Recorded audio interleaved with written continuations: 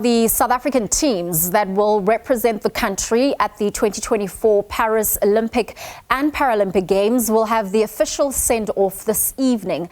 The Games begin on the 24th of this month and the Paralympics a little more than a month later. My colleague Zai Khan is standing by at Emperor's Palace in Kempton Park. Zai, a very good evening to you. We're just 17 days or less away from the start of the Paris Olympic Games. How is the send-off? Live from Emperor's Palace, where we're here building up to the excitement as we bid farewell to our Olympics, our Paralympians as well. They're all making their way into this gala dinner.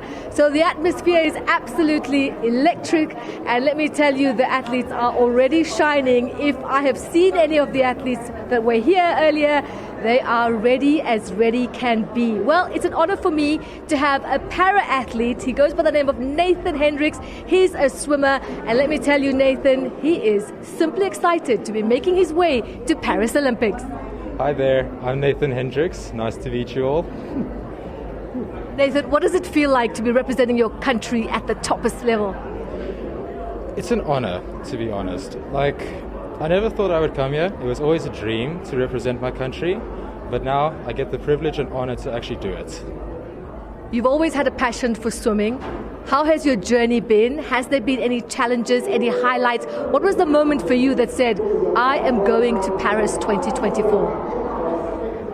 I would say last year's seniors was the moment that told me that I felt I would go to Paris 2024. Because I had an injury that made me have a step back, if I could say, and I overcame that challenge. I made all the qualifying times that I needed to, so I would say that was probably the toughest challenge for me. And in terms of your coaching team and your family and the support, have you been having some of that, and what has that helped you to get to where you are? I've had a lot of it. My coach has supported me. He's helped me stay focused in training. Every time I wanted to collapse and just cry, he's helped me get back up and just keep racing on. Now you're going to be competing with the best athletes from around the world. What are your goals for this Olympics? To make sure that the athletes that I go against give it their all, so they don't take me too lightly, because they are very fast. They beat me by miles. So my goal is to make sure I close the gap. I make sure I get very close to winning as well.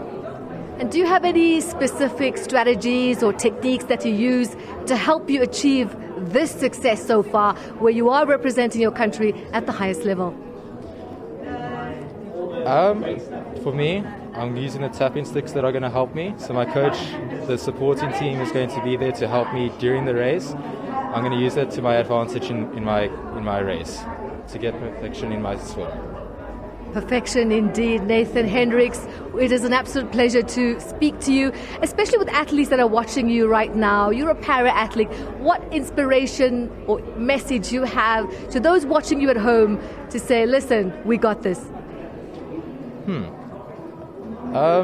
For me, because I've grown up with type 1 diabetes for most of my life, I never wanted to be defined by diabetes. I wanted to define myself who I'd like to be, not by what takes me back.